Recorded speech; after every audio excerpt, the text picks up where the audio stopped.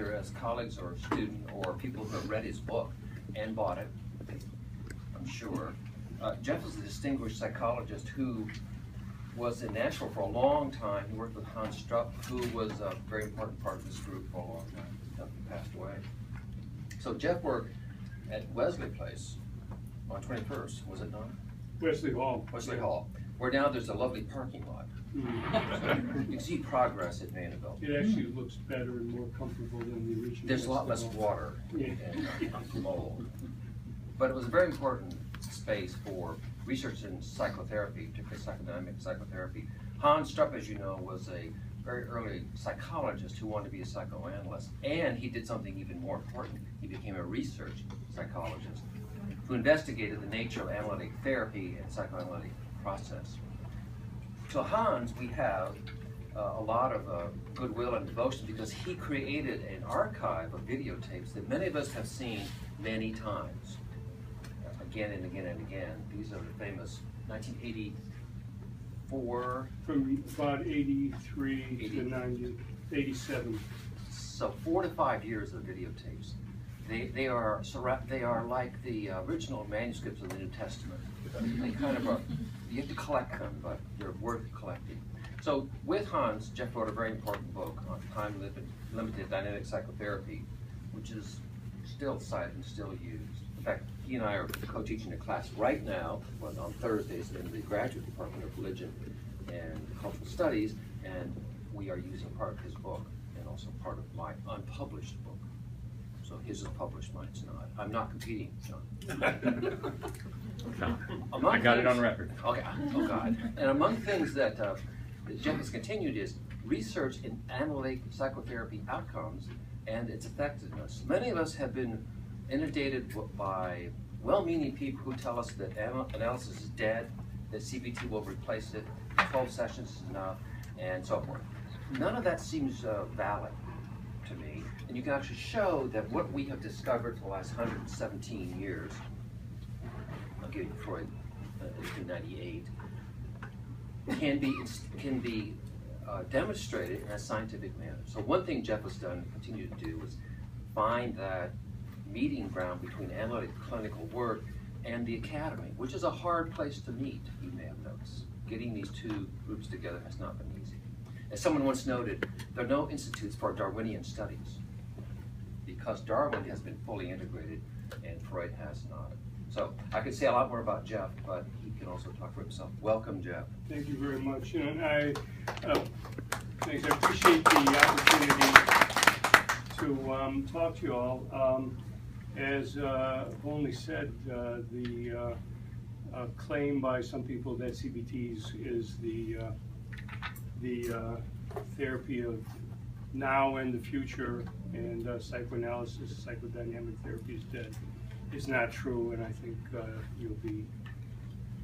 you may be acting on faith now, but at the end of this talk, you'll have a lot of solid evidence to take with you.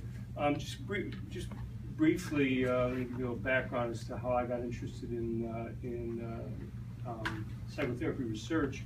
I was trained a long time ago when classic ego psychology was really the only analytic theory, and I was trained in a graduate program. It's hard to believe now, but I was trained in a program that trained psychoanalytic clinicians, and explicitly not to be researchers. In fact, we had a special statistics class to teach us that research was a bad thing to do and interfered with your growth as a clinician. This was the University of Michigan. Leave it anonymous. The program has changed since then. I was fortunate to have as a mentor somebody who was one of David Rappaport's students, Marty Maiman, and he and Roy Schaefer and a bunch of other psychologists who had been Rappaport's students. After Rappaport died, they turned out to be very rebellious and started to think in a language that was much less abstract and really more object relations oriented, even though object relations theory hadn't really emerged at that time. But Marty infected me with some skepticism about what were at that time the given truths, which was, if Freud said it, it had to to be true and to be eternally true. But it took quite a few years before his influence really blossomed in my thinking. And in 1980, I had a chance, but the skepticism was always apparently there. In 1980, I had a chance to come down here to Nashville and work with Hans on a research project. And since that time, I've been a fan of research and have been very much involved in the research community, the psychotherapy research community here and in other countries. And so today what I'm going to do is present to you what I think is a representative sampling of the research that's being done in this country, and ending with some up-to-date, I think, good representations of research, solid research on psychoanalysis. As I'll talk about in more detail later, most of it is unfortunately not being done in this country for a variety of reasons. Nevertheless, it is being done. I wanted to start with just some basic foundation conclusions based on now more than close to 70 years of psychotherapy research. The benefits of psychotherapy. First, with regard to psychotherapy in general, the American Psychological Association put out a position paper based on the findings of a task force of well-known psychotherapy researchers in this country. The APA wanted to have a formal position on the benefits of psychotherapy because, as you all know, with the accountability in healthcare, the increasing pressures for accountability in healthcare. In other words, we have to demonstrate that what we're doing deserves to be reimbursed. The APA wanted to have a position to be able to demonstrate to policymakers, third-party payers, and the public that what psychotherapists are doing deserves to be paid for. The American Psychiatric Association hasn't put out a comparable position paper, but what I'm citing here is a large meta-analysis that was published in what used to be the Archives of General Psychiatry and is now called JAMA Psychiatry, which I consider their informal position paper. And the conclusions from both organizations with regards to the benefits of psychotherapy are pretty much identical. Psychotherapy is effective. The effect sizes are large. By the way, there's terms I'm using that if anybody has any questions about it, please, like effect size, please don't hesitate to ask. Also, if any other questions, comments, challenges, criticisms, please chime in at any time. I won't get lost because I can got the slides here. So, anyway, the effects are large and are significant. The effect sizes, in fact, are larger than some of the most common evidence-based medical procedures. Some of which I was surprised about myself, like cataract surgery, influenza vaccines. These effects are constant across most diagnostic conditions. They continue through the lifespan. Used to be, a belief that if you're old, like me, that you're too old to benefit from psychotherapy. It's not true. That's not what the evidence indicates. The effects of psychotherapy, not only are they significant in terms of psychological health, but also physical health and general functioning. And these results tend to last longer and be less likely to require additional treatment than drug therapies. I have bolded the last position because this is the bottom line with regards to what therapy or what approach, what treatment model is the most effective. There is absolutely no consistent evidence anywhere in the known universe that one form of psychotherapy is more effective than any other form of therapy for any disorder that has been investigated to this point. The term that was first used back, I think, in the 1930s, again in a classic paper published by Lester Laborsky in the 70s, and by another renowned researcher, Larry Butler, in the last 10 years, I think, the dodo bird effect. If you're familiar with Alice in Wonderland, so there was a race, the dodo bird officiated, and he decided that everybody won and everybody must have prizes. And that has been true with just about every single horse race that's been run between different forms of psychotherapy. Starting, by the way, with the first randomized controlled trial, which was done in this country, which was the collaborative depression study back in 1980. At that time, Hans and I and the other members of our team were waiting to get our funding, and we, along with most of the other research teams in the country, were envious of that study, which got most of the money that funding cycle for this multi-site study, comparing, tangent for a minute, but it's bringing back bad memories. It was comparing the interpersonal psychotherapy of depression, Beck's cognitive therapy, and imipramine, which was the primary antidepressant use at that time. And the main finding was that there was no difference. That hasn't changed after literally hundreds, if not thousands, of RCTs. Did the drugs do as well? Did the imipramine do as well? There's been probably hundreds of studies published from that data. The imipramine did well with severe depression, but like every other RCT, the effects disappeared with increasing follow-ups. What you'll find is that with RCTs, I shouldn't say often, but sometimes you'll get differential effects post-treatment, but at 1, 2, 3-year follow-ups, those effects disappear. If anything, psychodynamic therapies tend to have more, the effects tend to improve with time more than other approaches, especially CBT. Okay, patient-therapist characteristics contribute more to outcome than diagnosis or type of treatment. The least useful text that you can use for planning psychotherapy is the DSM. The diagnoses really no relationship to what you do in psychotherapy. The benefits endure, increase with time. It used to be that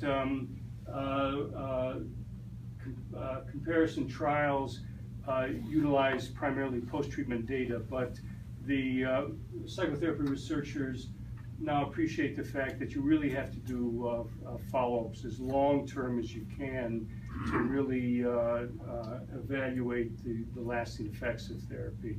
Unfortunately, it's very hard to, the farther out you get from post-treatment, the harder it is to gather data. You get patient attrition, your funding runs out, and life interferes with patients.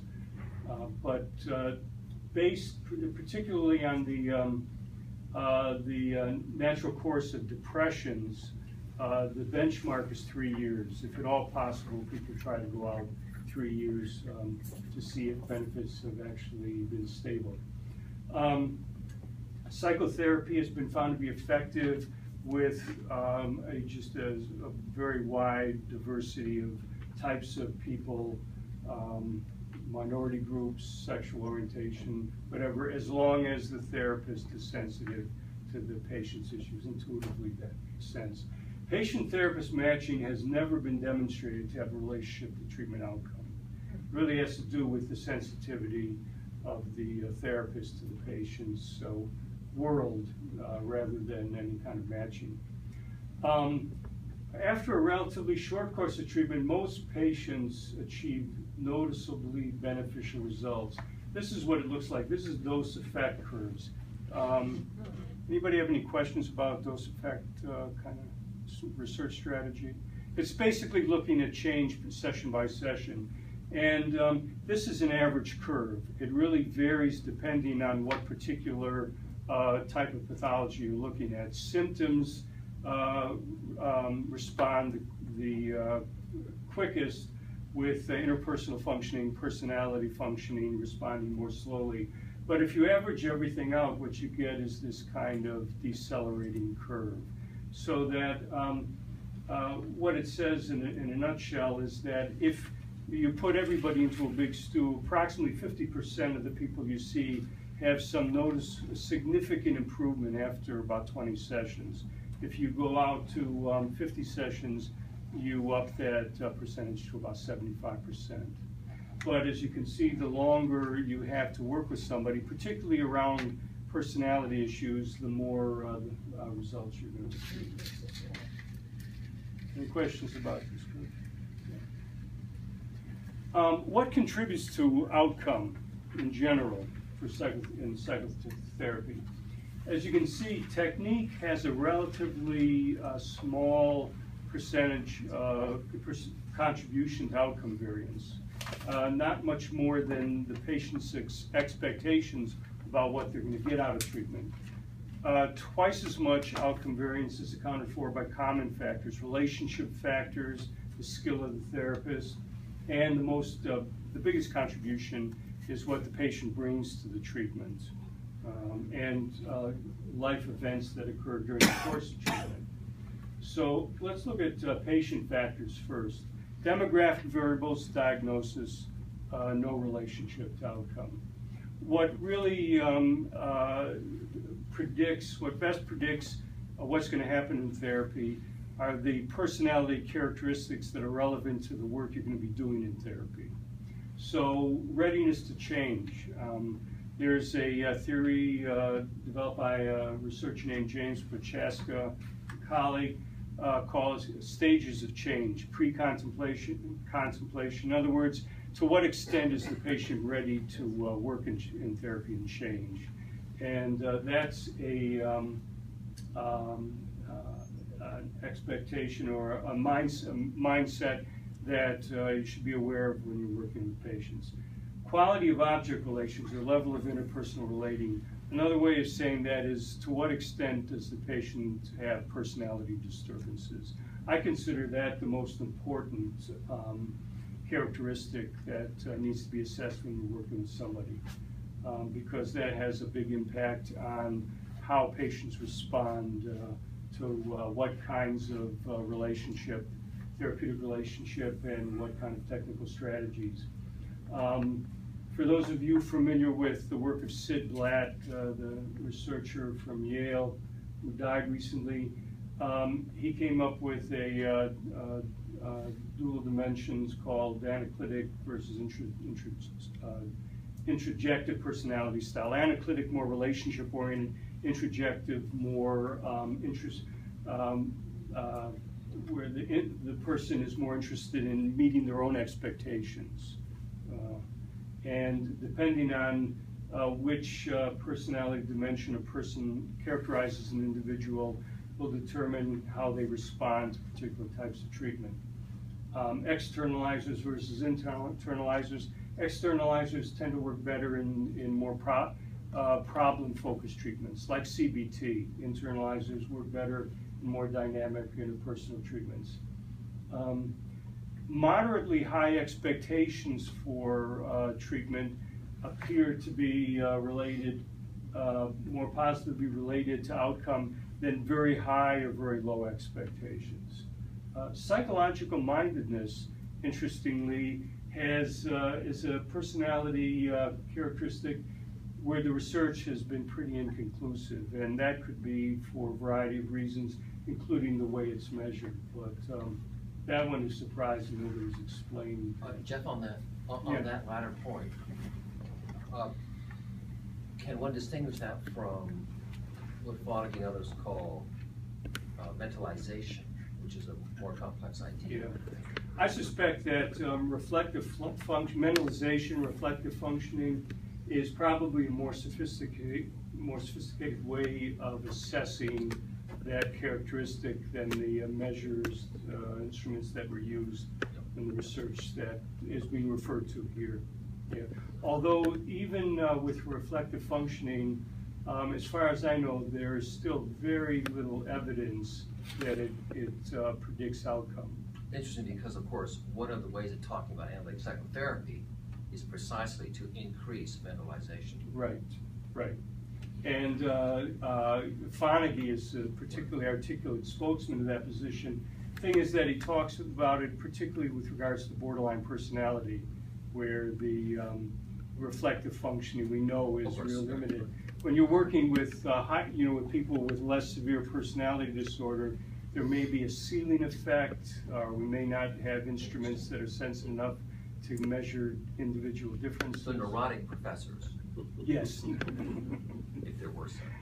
We know that all professors are neurotic, except for the borderline.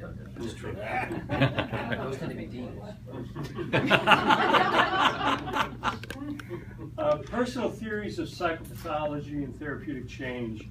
We know patients come into therapy often with their own theories about what's causing their problems and what needs to be done to change them. And if they conflict with your theories, you're going to have a problem. So often it's important to explore that with patients. Patients actively assess, and what I'm saying there in simple terms is that very often what you can want to convey isn't what the patient hears, so you need to be responsive to that. And especially since I assume that a lot of us are doing primarily weekly sessions with patients, it's important to know whether or not they're thinking about the treatment between sessions and using what's happened in the sessions, working between sessions, essentially. It's amazing if you ask patients who you see once a week or less frequently, if they've thought about what you talked about between sessions. It's amazing how many haven't, unless you encourage them to. Okay, common factors.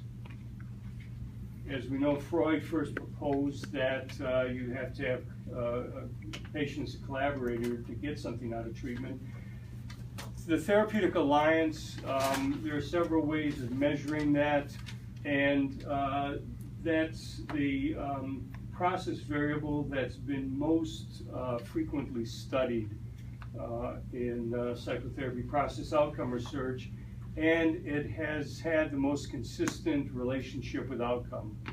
That's the good news. The worrisome news is that it only accounts for about 7 to 9% of the outcome variance.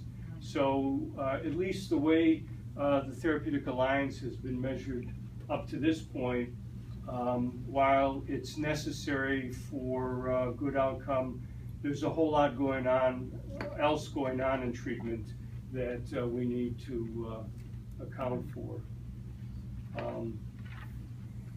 And in psychodynamic therapies in particular, weakened alliances are associated with unilateral termination, poor outcomes. I think most of us would agree that in order to establish a good therapeutic alliance, you have to convey to your patients very quickly that you're really actively engaged. And here's an example of a first session, and you judge for yourself how likely it is that this therapist is going to be establishing a positive relationship. Why don't I start? Huh? The simplest way to put it, I have problems. Any of you seen this session before? I worry about diseases, so I have trouble touching things. Anybody not seen it? Places, it's almost impossible. I have a real big problem moving. Talk about as long as I'm in my apartment, I'm okay. But when I want to go out, I get weird. Talk about weird. Talk about weird. Well, I get dizzy spells, nausea, cold sweats, hot sweats, fever blisters, difficulty breathing, difficulty swallowing, blurred vision, involuntary trembling, dead hands, numb lips, fingernail sensitivity, pelvic discomfort. So the real question is, what is the crisis? What is it that you are truly afraid of? What if my heart's... The question is a reasonable question in the first session, but what's the interpersonal message being conveyed? It's not one that's going to facilitate the establishment of a good alliance. The fact is that some therapists are better at developing alliances and achieving positive outcomes than others. From the 1980s work of Lester Laborsky, a very seminal researcher, up through the psychodynamic researcher, through the 21st century, Bruce Wampold, who has done some really outstanding work and meta-analysis of psychotherapy research.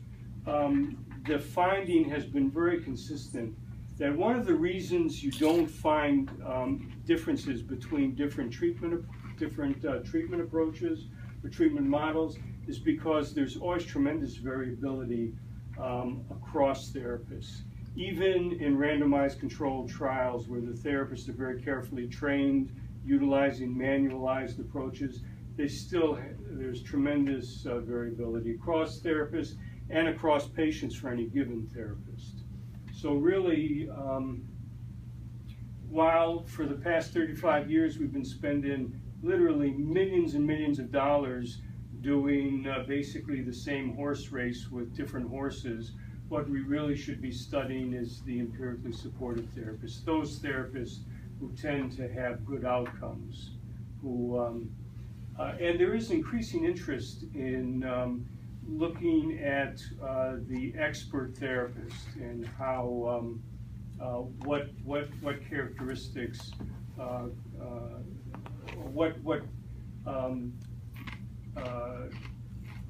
performance characteristics go along with therapeutic expertise. One of the problems, there's a number of problems in that kind of research. One is defining who an expert therapist is. I think the best definition we have at this point is looking at therapists' overall performance with patients. And that's been done in studies, in several studies in this country. The problem is that it's a politically sensitive kind of thing to do, because while I'm sure the therapists who tend to have good outcomes would be happy to be recognized, the therapists that don't have such good outcomes, characteristically, that's a little harder to deal with. But there are other problems also. Fact is that different therapists have different kinds of patients. Some therapists have tougher patients than others, and how do you compare therapist A who's dealing with lots of severe personality disorders with therapist B who may have a greater mix of patients. So it's difficult research to undertake, but there's a growing appreciation that we need to know more about what good therapists do. Judge for yourself whether this, what I'm going to show you now is a segment of a first session. This is a therapist who's guided by psychodynamic principles, and judge for yourself whether he would be on the good or not so good end.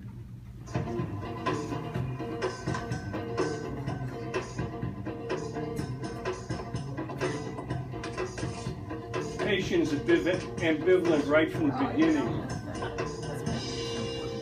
So, I'm not the kind of therapist that pussyfoots around. I like to dig in fast and I give feedback. Stop fidgeting. What are you doing with your arm? Nothing, just nervous. Put your hands in your lap. Focus. Sit up. Good posture sends positive messages to the brain. We're here to work. So, what are your issues? Give them to me. Well, I am sad about this breakup I just went through. She left you. Yes. And now you feel rejected and unlovable, and you can't understand why she no longer loves you. Yes. You do know that she's not the only source of love for you in the world. But I want her love. We don't get everything we want in life. You don't get to have her love. That's it. End of story. Next issue. Okay. Well, There are certain time pressures that we're under I'm now aware. as therapists. and I've been struggling to write my second novel. I'm thinking about moving over to writing screenplays. Have you? Not yet. Okay, let's talk about the second novel then. Was your father competitive with you growing up? Didn't like your mother showing you too much attention? A little. He never complimented me, and whenever I hugged my mother, he said that it disturbed him to see me acting like a mama's boy. Well, it's simple then. You can't write a second book because you're afraid to hurt your father. It's a classic Oedipal setup. Ooh, but how is writing my novel being like Oedipus? Because in doing so, you will surpass your father. Oedipus killed his father and slept with his mother. Success for you is like murder, but you are not a murderer. Oh, thank you. Write a second book. Your father won't be hurt, and if he is, fuck him. But I love my dad. Well, then don't write a second novel and don't come whining to me. Next issue. Put the hands in the lap. Focus. Next issue. All right. I put up this thing on Craigslist advertising myself as an unlicensed private detective. I've had a few cases. So what's the problem? Is it wrong? I do say I'm unlicensed. Sounds to me like you're leading a double life.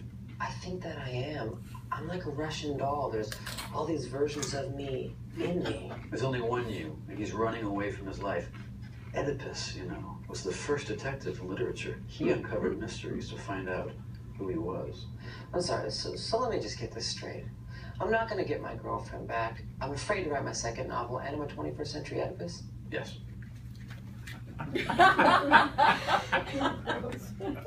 I would predict that therapy doesn't end. Jeff, wasn't that TLDP? No. You're watching the wrong tapes.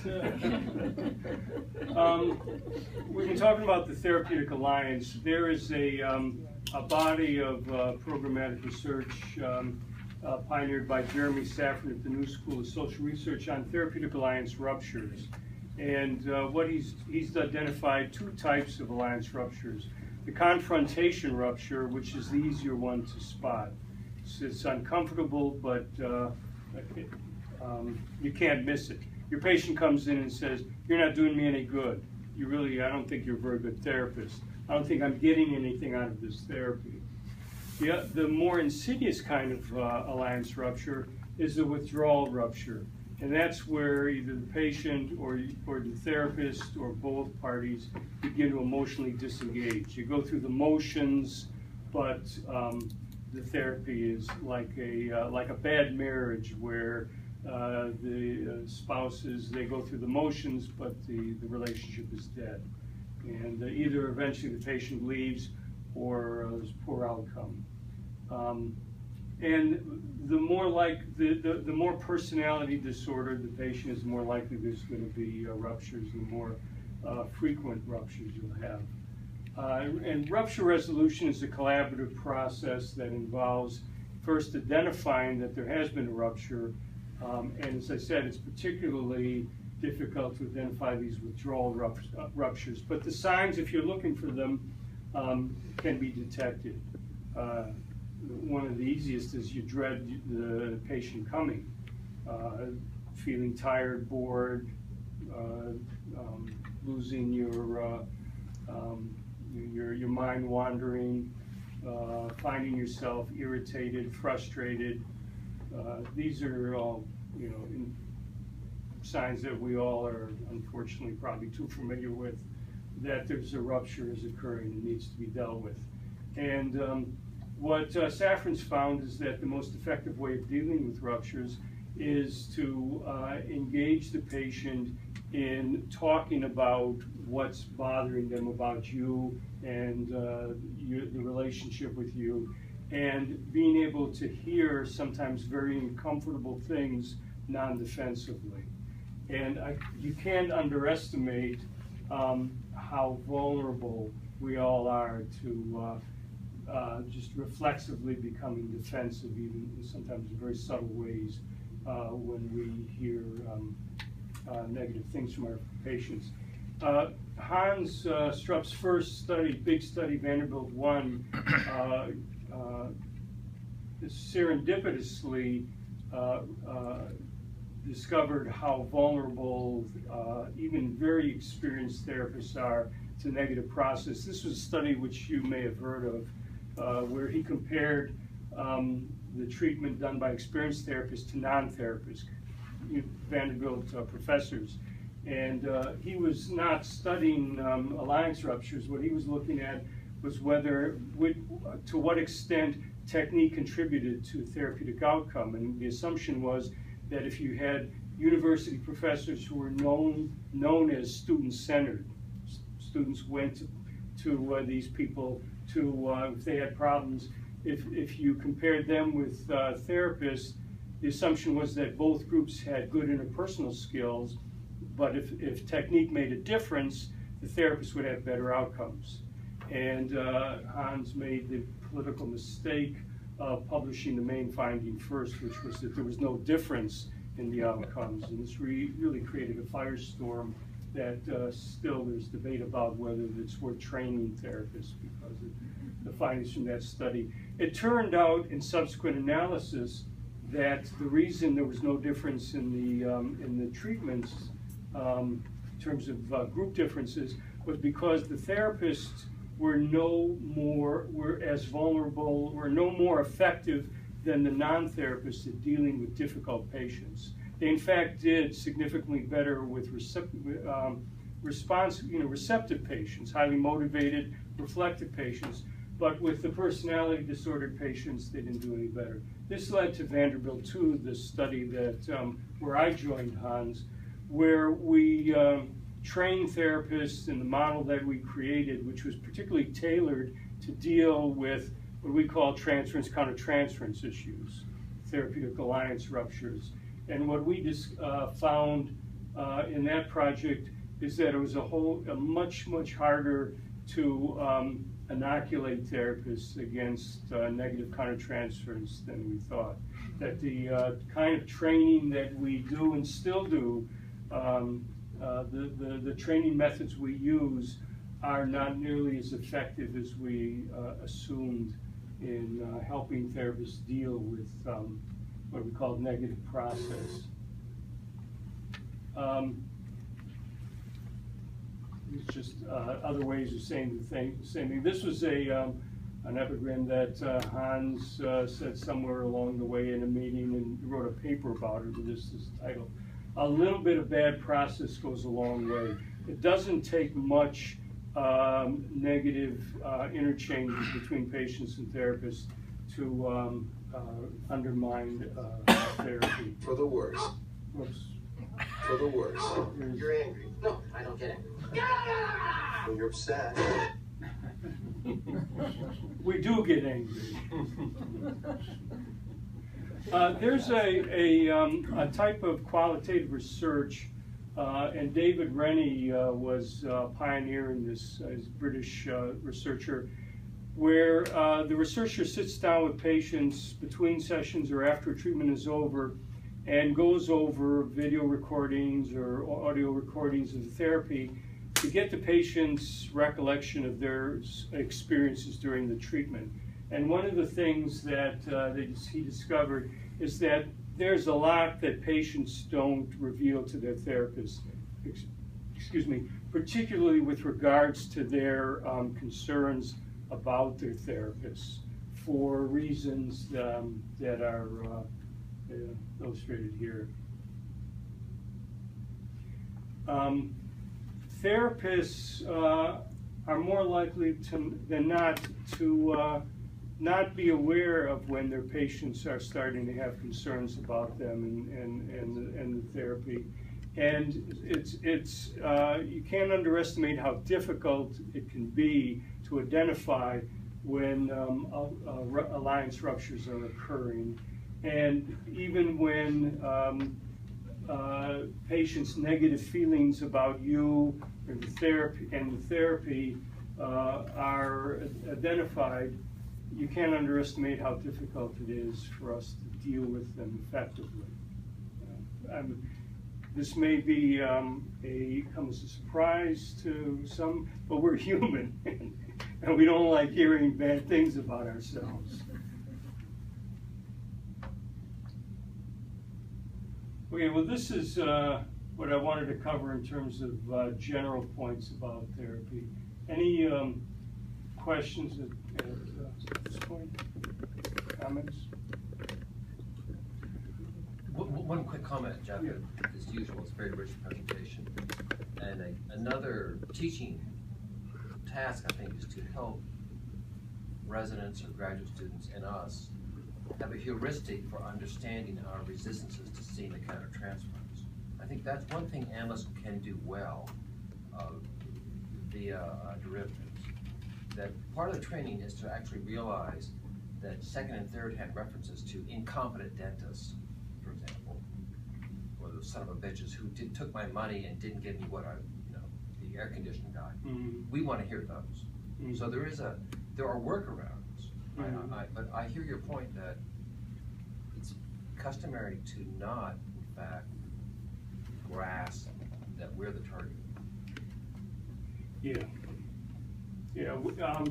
The approach that Hans and I developed was a brief dynamic therapy that was a transference-focused therapy. I'm going to complicate the issue with some of the research that I'm going to present in the next segment, but it's with patients who come in with significant personality problems.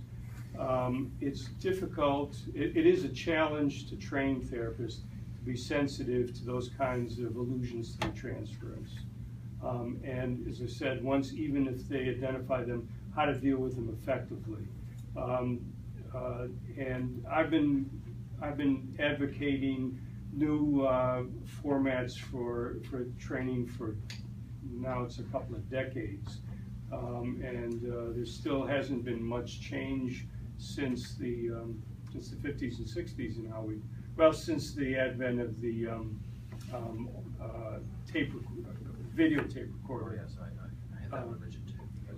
But even with audio videotaping, it's still difficult and it's a challenge. But there's some complicating factors associated with the kind of treatments that are done now, namely weekly, bi-weekly treatments, which I'll be talking about. Yeah. Jeff, you're focusing on negative feelings towards the therapist that lead to rupture. Mm-hmm. I suspect that sometimes positive feelings can lead to ruptures as well. And they may be even harder to detect. Yeah, I agree with you. Erotic transferences, other kind of deep maternal feelings. The positive kinds of feelings, erotic, maternal, nurturing feelings, those haven't been studied in psychotherapy. In terms of affecting rupture, or in terms of alliance rupture research, I think it's just easier to study negative feelings. It's a good question. I'm not sure why there hasn't been more research on how positive transferences, erotic transferences, can. Actually, something maybe closer to positive feelings, or what causes rupture, was studied by Sid Black. You know, when he was here, he was talking about a latent variable that affected treatment outcome as being perfectionism. Mm-hmm. That may be related to positive feelings. Yeah, that was associated, I believe, with introjective dimension. Yes. Yeah. But I thought that it was also a latent variable in the anesthetic mode as well. I'm not real familiar with his research, so yeah, I'm not sure. But that would, and so I'm not sure whether that would be an example of a version of positive transference or more negative transference. And for example, perfectionism being expressed as disappointment with, dissatisfaction with the therapist because the therapist isn't meeting the patient's expectations for what good therapy would be. On the one side, on the other side, it could also be that the therapists need to make the therapy work, which is not necessarily in itself negative. Yeah. Yeah. As I said, I'm not real familiar with his research. Any other questions? But the question of why there hasn't been more done with how positive transferences, tender feelings, nurturing feelings, erotic feelings, contribute to alliance ruptures is a good question. In fact, I'm going to contact Saffron and ask him if there in fact has been research looking at those kind of relationship issues. Like I said, I'm not familiar with it, so I'll be interested to see what he says. I just would guess that what you're thinking about, the discomfort you feel when someone intensely idealizes you, and that unacknowledged can lead to problems. But I'm not sure if that's what you were thinking. I think that could be a part of it. Well, I would, the idealization of the therapist has been, I think, has been studied primarily not in the idealization phase, but in the devaluation phase. But there again, it would be interesting to find out if anybody's done any research looking at what happens and how therapists deal with that idealization. We have a therapist in the Vanderbilt 2 study that we've been looking at a good and poor outcome. In the same therapist had a good and poor outcome. 2 different patients that he saw at the same time. And the good outcome case, part of what contributed to the good outcome was the patient idealized the therapist, saw him as very empathic, very sensitive, and refused to budge from that position no matter what he said and how much he tried to address that issue. It always reverted back to, yes, that you know exactly what I'm thinking, and you're so empathic. And he really felt controlled by the patient, yet she had a good outcome. I think that's part of the professor-student too, because professors often are idealized by young men and women who want that mentor to be a Yoda. And no matter how incompetent you are, by God, you're going to see it. So you should just not talk too much, is my just be wise. This therapist, he wanted to try to deal with it. As a professor, and I imagine it would be great to just bask in that. He felt, in the metaphors I recall, he felt like he was paralyzed, and that he was like encased in cement. He couldn't budge. Okay, now we're getting to psychodynamic therapy. We're gradually moving towards research in psychoanalysis. We're going to get there. Most of the psychotherapy research that's done in this country is short-term psychotherapy, including the research with psychodynamic therapy, for a variety of reasons. 2 big ones are funding. It's hard to get funding for to study long-term therapy. Randomized controlled trials, for those of you familiar with them, are typically 12 to 25 sessions maximum, and usually less than that. Another reason for studying short-term therapies, relatively short-term therapies, is that tenure committees are impatient. They don't want to wait for 15 years for you to finish your study of psychoanalysis and outcomes. So the vast majority of research comparing psychodynamic therapy to other forms of therapy is would be considered as short-term therapy. In other words, not more than 30 to 40 sessions maximum. Short, medium-term therapy.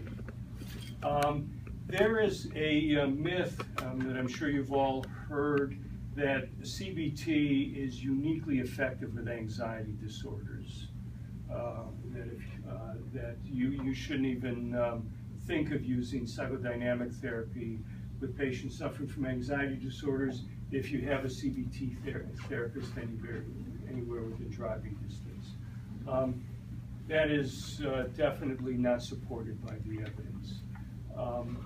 Here's an example, and this is a name that, if you read the literature and psychodynamic research, is very familiar. Falk Linksenry. Yeah.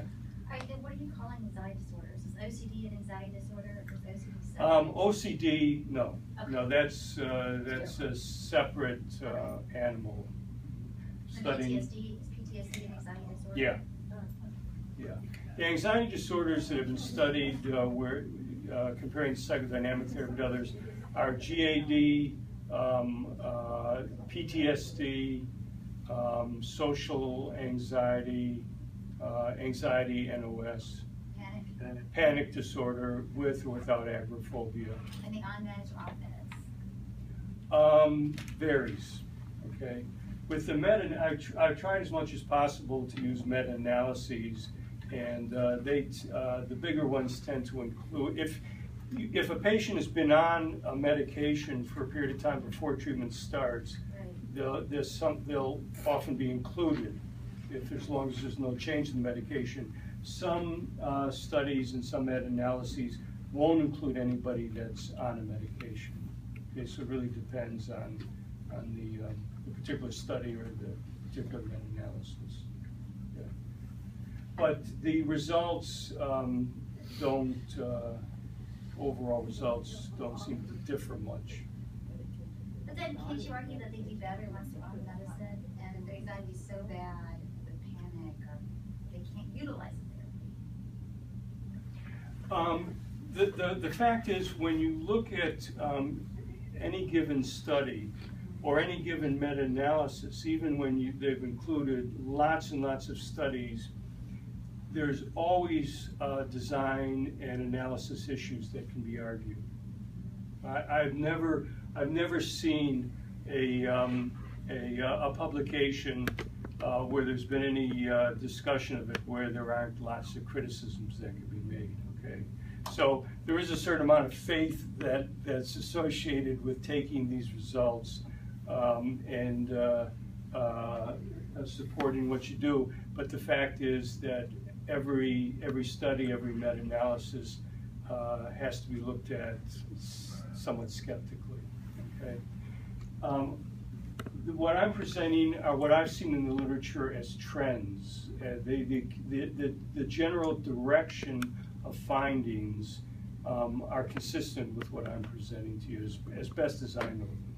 Okay. So, Falk Linksenry, I don't know if anybody speaks German here. I don't know what the correct pronunciation would be. He's a German researcher who's just been extraordinarily productive in doing studies and meta-analyses. This is an example of a study comparing short-term dynamic therapy with CBT. At post-treatment, the CBT had better results on some of the outcome measures. At 2-year follow-up, no differences in response rates or remission rates.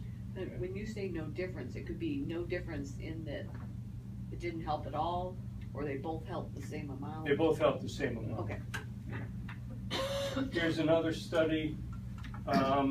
This one was an example of a more ecologically valid study. It was a combination, partial RCT, partial naturalistic study. The brief dynamic therapy was longer on average than the CBT, but the form of brief dynamic therapy, David Malin, I don't know how many of you are familiar with that name.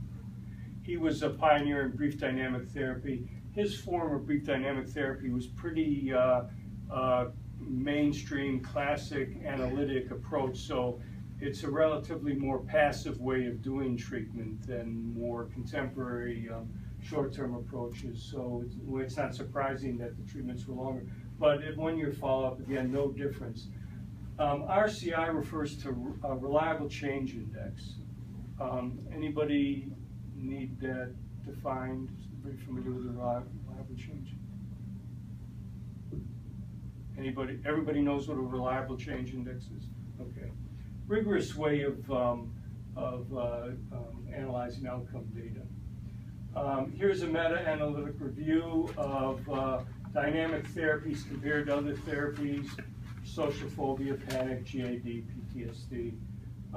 14 RCDs, over 1,000 subjects. Compare treatments that a short-term dynamic therapy was compared to a CBT, various behavioral approaches, relaxation training, and so forth. No differences at 1 year follow-up, no moderator effects. In other words, any patient characteristics, there were no patient characteristics that were associated with one treatment being more effective than another. Jeff, in these treatments, are the treatment providers themselves graduate students? Is it manualized? Or are these sort of in the field, self-identified experts? They vary. Right. Varies. Yeah. The bigger the analysis, the meta-analysis, the more the stew has. These are two studies. These are students of a researcher named Mark Hilsenroth, who's just an impressively productive psychodynamic researcher at Adelphi University. And this is a study that looks at what psychodynamic technical strategies are associated with positive outcome. It's not comparing psychodynamic treatment to other forms of treatment, but looking at what about psychodynamic treatment is associated with outcome. And so it's a pre-post treatment correlational study. It's a small study looking at patients with a variety of anxiety disorders, most of them also being diagnosed with personality disorders. These were graduate students, part of the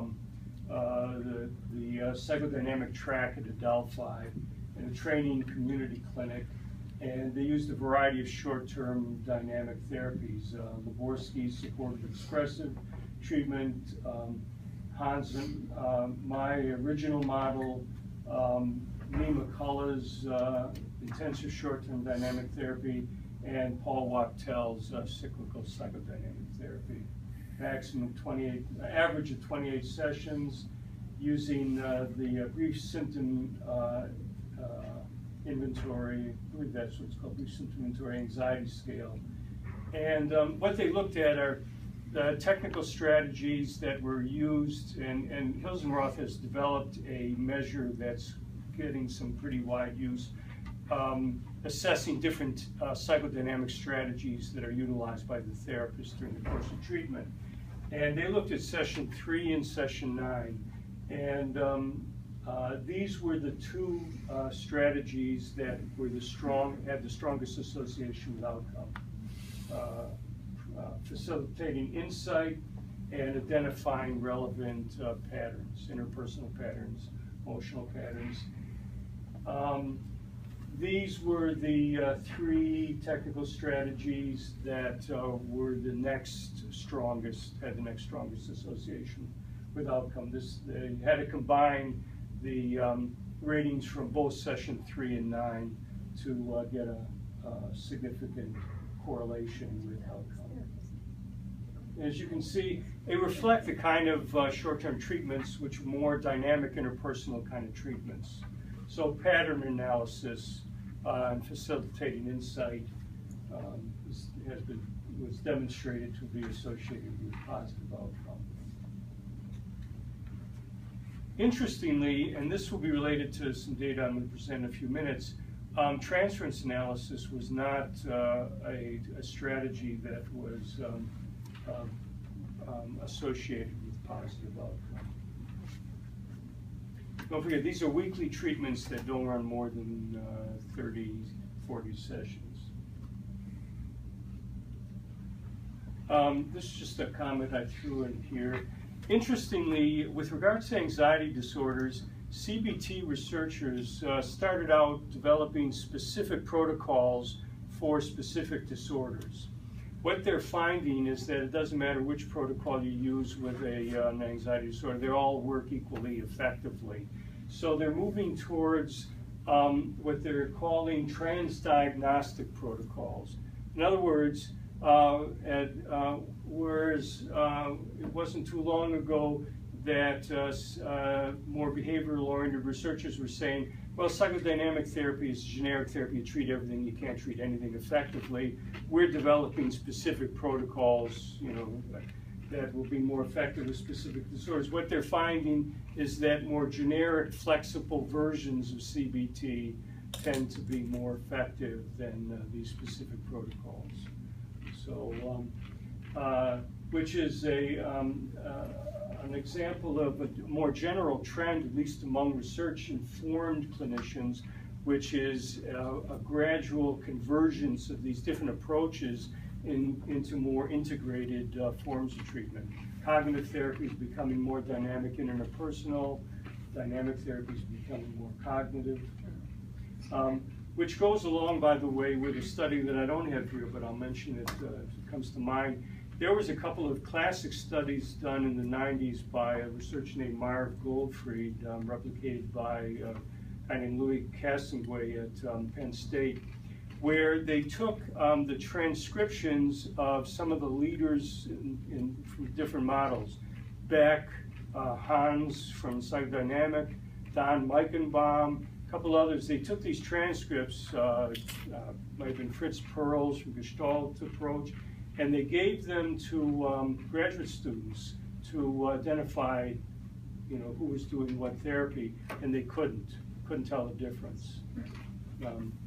The conclusion of the researchers was that with more experience, even people who develop particular approaches are more like their colleagues who have developed other approaches than they are like the people who are less experienced and less proficient in the same approaches.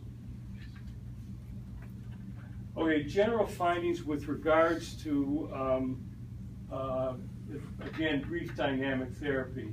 This is the latest meta-analysis of now 47 RCTs comparing psychodynamic therapy with other forms of therapy. And if you use the criteria that the American Psychological Association uses to put a treatment model on their list of empirically supported treatments, psychodynamic treatment now has been shown to be effective with all of these disorders and only needs one more team to do a study to get PTSD on the list too.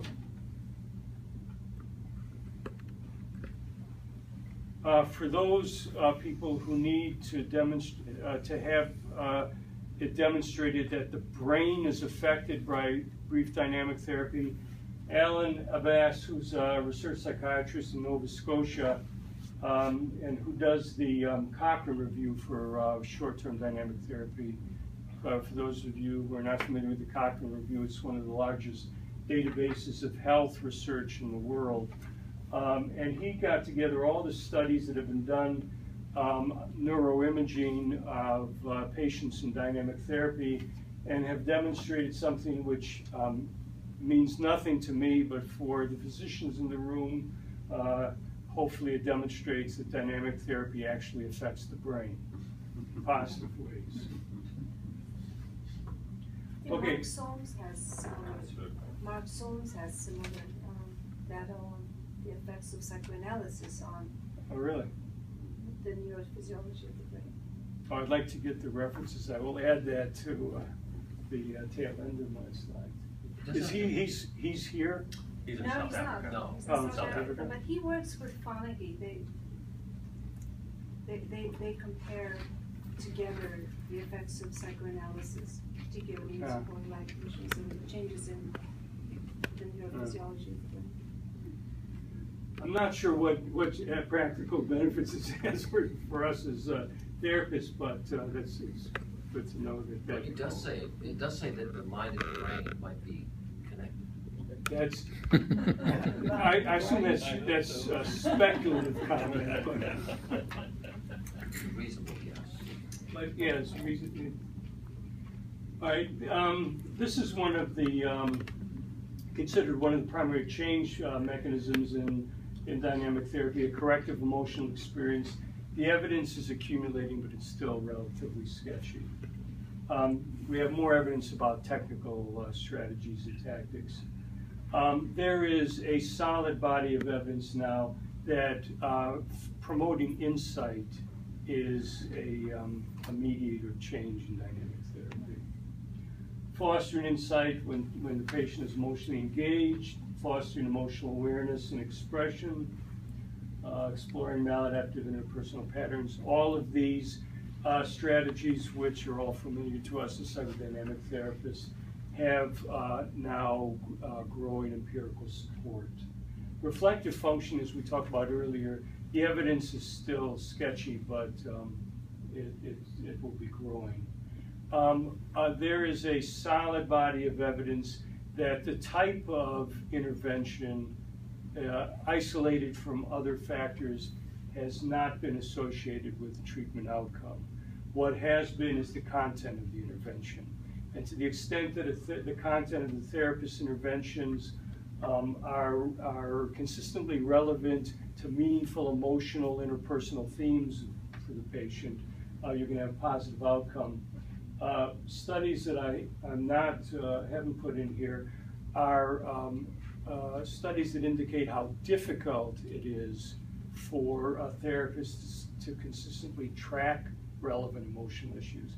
Just like Volney mentioned earlier about the difficulty training therapists to deal with allusions to the transference, it's a real challenge to teach therapists how to consistently track meaningful content. I'm afraid you've been...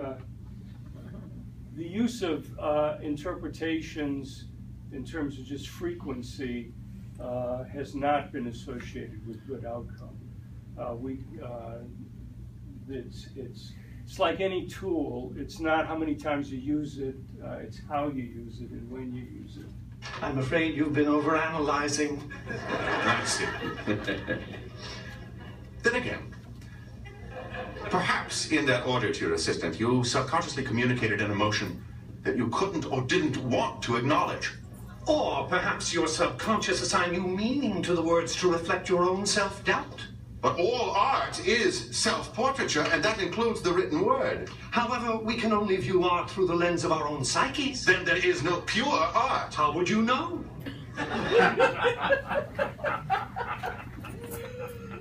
The point, obviously, is interpretation for interpretation's sake is not particularly effective. I'm going to But skip. it's funny. The first point here, I think, is an important one because we hear I don't know how many people here have had the pressure to utilize manuals. Certainly, the pressure is there in graduate programs to teach manualized forms of treatment. I don't know how prevalent that is in psychiatry programs. It is certainly in psychology programs. There is no evidence that manualized treatments are any more effective than non-manualized treatments.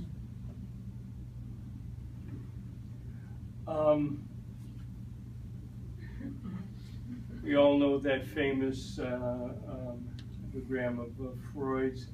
The transference-parent link has been considered the most mutative form of psychodynamic intervention. Merton Gill's reconceptualization of transference and promotion of the idea of analyzing transference in the here and now, looking in detail at the process that's going on right now between patient and therapist, we're all familiar with. The use of transference work in therapy has been studied by psychodynamic researchers really since David Malin first started studying it in the late 1970s. And over the years, certain conventions have arisen about dosages of transference interpretations. And this is the conventions. There is a seminal study of what would be considered relatively short-term dynamic therapies. Weekly therapy lasting a year, between 30 and 34 sessions, looking at studying transference-focused therapy in comparison to non-transference-focused therapy. This was a study done by a Norwegian research psychiatrist, Per Hoagland, over a long period of time. It is the best study, I think, that has been done to date looking at the impact of transference analysis as a strategy. And I'm going to, because I want to get to the psychoanalytic, the studies of psychoanalysis. The bottom line is that for patients who are not personality disordered, there was no difference in the treatments. And in fact, using a transference-focused approach tended to have lead to poorer outcomes. A transference-focused approach was differentially more effective with personality disordered patients, low quality of object relations patients, essentially personality disordered patients. That what he found was that with personality disordered patients, dealing with the frequent therapeutic alliance rupture that occurred, dealing in the here and now with difficulties that emerged in the relationships led to positive outcomes. Whereas with higher functioning patients, trying to use a transference-focused approach either tended to lead to poorer outcomes. There was another type of study done by Clara Hill, who's at the University of Maryland, who usually studies person-centered approaches, but she did a study, this was with graduate students. The Norwegian study was done with experienced therapists who were trained over a 4-year period to do the short-term transference-focused therapy and the non-transference-focused therapy. So they were trained over 4 years, and they provided both kinds of treatments. So the therapist as a variable was taken out. This was a study done with graduate students. Immediacy is basically here and now transference analysis. And what Hill found, again, I'll get to the bottom line, was that there was no relationship between the use of this analysis of what she calls immediacy events and outcome. I think because there was a mix, again, of the relative presence or absence of personality disordered patients. What she did find, which was surprising and worrisome, is that the graduate students, even though they were trained to use this approach, tended to use it least frequently with alliance ruptures, which again speaks to the issue of how difficult it is for therapists to deal with a negative process.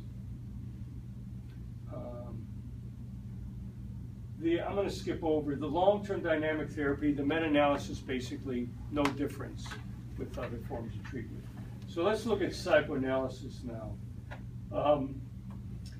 This was a quote from Patrick Luton, who's a psychoanalytic researcher, a British psychoanalytic researcher, paraphrasing Peter Volney, who said that we often tend to utilize strategies based on faith.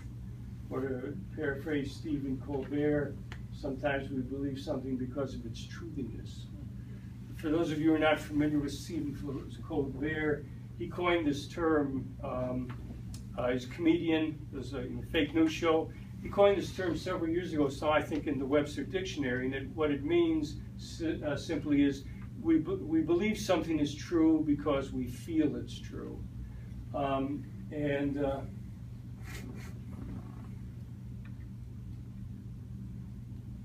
This is an introduction to looking at, well, what's the evidence for the effectiveness of psychoanalysis and what contributes to the effectiveness? Psychoanalysis is enormously difficult to study for a variety of reasons, which some of which are listed here. The early classic study was the Menninger study, which lasted over 20 years, and they were comparing psychoanalysis, classic ego psychology form of psychoanalysis, with psychoanalytic therapy and supportive therapy. What they discovered is that the outcomes overlapped. They expected to find qualitative differences, structural change in psychoanalysis, symptom reduction, maybe some change in psychodynamic therapy, psychoanalytic therapy, and symptom reduction supportive therapy. And what they found is that in some supportive therapies, they got what they considered structural change and only symptom reduction, some of the analyses, and a lot more supportive approaches on the part of the analysts in the analyses. But that, in retrospect, now would be considered a pretty primitive study in terms of design methodology. Here is an up-to-date, big meta-analysis of psychoanalysis. Okay. You'll notice the names. The only American in this group is Jacques Barber. The rest of the authors are Dutch and German, because most of the research that's done on psychoanalysis is done in Germany, Holland, some in Scandinavia, for the very simple reason they have the money to do it. Okay, so these are analyses that are conducted from 2 to 5 times a week. They assess symptoms, personality, and psychosocial functioning, overall functioning. They could only find 14 studies that met their criteria, which were pretty rigorous, starting out with 7,600 studies. But they had a pretty large patient sample. Most of these studies are cohort studies. There's been only one randomized controlled trial comparing psychoanalysis with other forms of treatment, which we'll look at in more detail in a minute. But these are genuine psychoanalyses, okay? And they're conducted in natural settings. Okay? The bottom line, and again, because we're running out of time, positive, very large effect sizes for overall results, for symptom reduction, for changes in personality, and in psychosocial functioning. Okay? The thing that was a real surprising finding, is why I bolded it, no difference in effect sizes between the treatments that were conducted 2 to 3 times a week, with a mean of 266 sessions, with those conducted 3 to 5 times a week. 5 of the 14 studies had follow-ups. In the follow-up, pre to follow-up, which could be up to 3 to 3.5 years out, again, very large effect sizes. This meta-analysis emphatically, unequivocally demonstrates that psychoanalysis has significant, large benefits. Okay, the things that, again, I bolded them because they just raise a lot of questions from further research, is why were the analyses that were conducted less frequently and for shorter duration more effective, both in terms of symptom reduction and personality and psychosocial functioning, than the longer analyses. The other more worrisome finding was that the longer the follow-ups, the lower the effect sizes. So the gains began to diminish. Okay.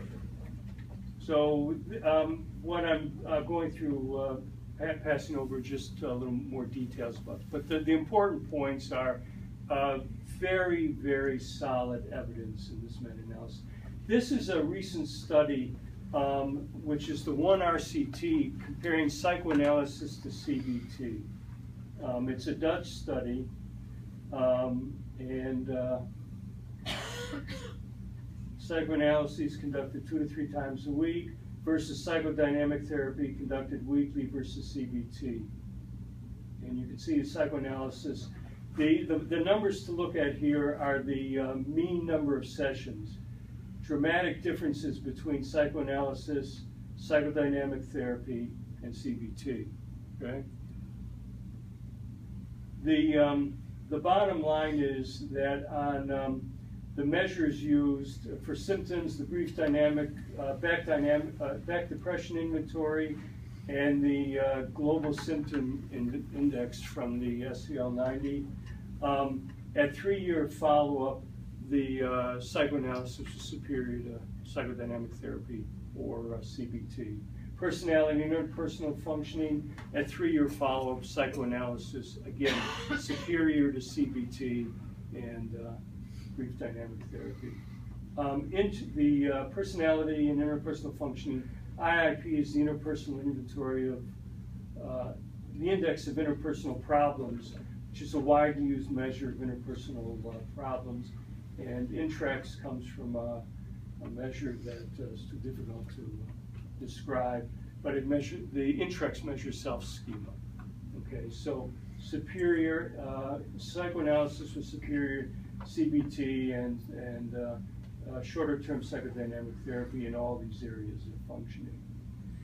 Follow-up, why was psychoanalysis superior? Because we're running out of time, the bottom line was that psychoanalysis was superior at 3-year, up to 3-year follow-up in reducing depressive symptoms and improving interpersonal functioning and self-schema due to the use of psychoanalytic technique, which was primarily transference-oriented and insight facilitating. At post-treatment, the improvement in reduction in depressive symptoms and interpersonal functioning appeared to be due primarily to dose. I think one of the conclusions, positive conclusions we can draw from this is that psychoanalysis teaches the patient skills, including improving reflective functioning that help them as time goes on in dealing with life stresses in a way that CBT and shorter-term dynamic treatment doesn't. There is a research group in this country, in New York, called the Psychoanalytic Research Consortium. They have been gathering audio recordings of completed analysis since the 60s, and they are doing some really very impressive work. It's led by a guy named Waldron, Sherman Waldron, and they looked at a set of psychoanalyses that had good outcomes with a smaller set of psychoanalyses that had poor outcomes. And they've been developing scales to look at process, try to understand what contributed to good versus poor outcome. These are the kind of, these are items in the scales. Therapist contribution, all these should be familiar to. The skill of the therapist in terms of how they present content, the content they present, the interpersonal style they use in presenting and working with patients. Patient's contribution, the ability to convey feelings, to reflect on feelings, to oscillate between reflecting and communicating. These are interaction variables.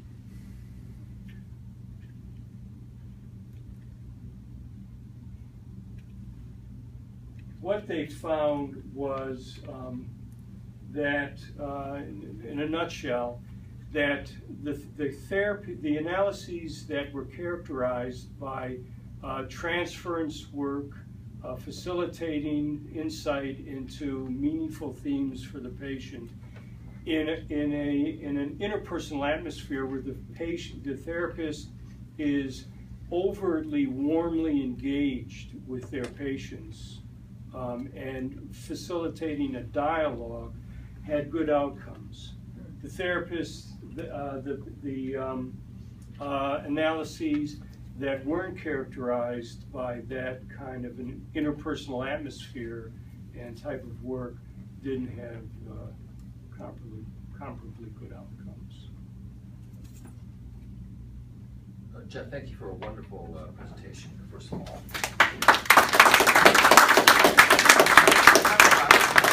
Sorry I didn't leave much time for We've discussion. about 3 or 10 minutes for discussion. But can I ask a quick question about all the outcome studies? There is an old truism of this claim by Freud that what analysis does is raise to consciousness the archaic, unconscious childhood trauma and its inadequate ego resolution. In other words, the one thing that people suffer from is the endlessness of the archaic anxiety. Analysis brings it up, and we hope resolves it. This is the ordinary unhappiness, neurotic unhappiness. But I want to believe that's true.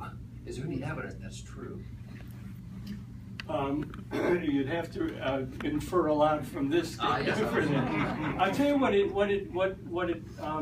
all of this evidence, especially the research on psychoanalysis, the personal meanings of that for me.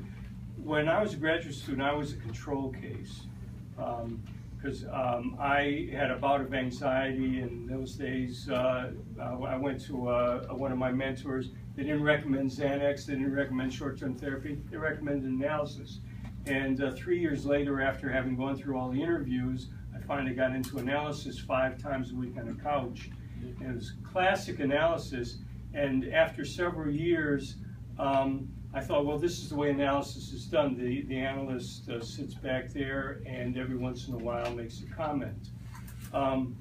In subsequent therapies with experience, and this was an analyst, it turned out that his supervisor was somebody that was so frightening. I understand why I never said anything, but also I think it was a representation of the way analysis was conducted in those days. The ideal analysis. The ideal, the parody of analysis. Two comments per 50 minutes. The subsequent analysts that I saw in treatment were all experienced analysts and were, to a man, very warmly, and woman, very warmly engaged in the treatment. And I think this data support, and I feel like I got a lot more out of those treatments. And I think this data supports that even in analysis, you have to really be very much personally engaged with your patients and convey that in ways that they understand it and experience it for any of the technical work you do to have a positive impact. I'm just struck by the idea that no matter what the approach to the therapist is, that maybe there's some effect that comes from the degree of belief or confidence that the therapist has in what they're doing, whatever their particular approach is, that translates to somehow good outcomes. And I wonder what you think about that. I agree. I think that if you don't have confidence in what you're doing, it's going to be conveyed to the patient, and it's certainly going to undermine their confidence in you. Perhaps expectancy is conveyed. Perhaps expectancy or something is conveyed along with the confidence. Yeah. I mean, we talked about patient expectancy. I think if therapists aren't confident that they have something positive to offer, and with any given patient, if there isn't some confidence that I can help this person, then there's going to be a problem. Interestingly, we did a survey of along those lines when I was working with Hans. One of the graduate students on the team and I, we were looking at the nature of competence, because once we began to realize that we were not training these people, the participating therapists, as effectively as we thought, we began to look at what is therapist competence, and because we have to understand that before we can train it. And we did a survey, and it was a survey of therapists all around the country. In fact, some of the people in this room may have filled out the survey. And we asked people, what is competence? How does it develop? And one of the questions was, who do you feel competent to work with? And one of the striking findings was that the young therapists said, I can work with anybody. Bring them on. I feel I'm a good person. I listen to people. People come to me. The experience that the therapists who've been working, 20, 30, 35, 40 years, their response was typically, I work with people who I feel, good about working with. If I find somebody that I don't like, or that I just find that it's too difficult, I refer them to somebody else, because life is too short.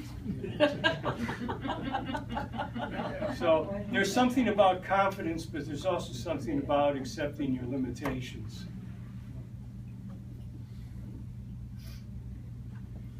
Any other questions? Very well, thank you all for coming. I hope you had a good time.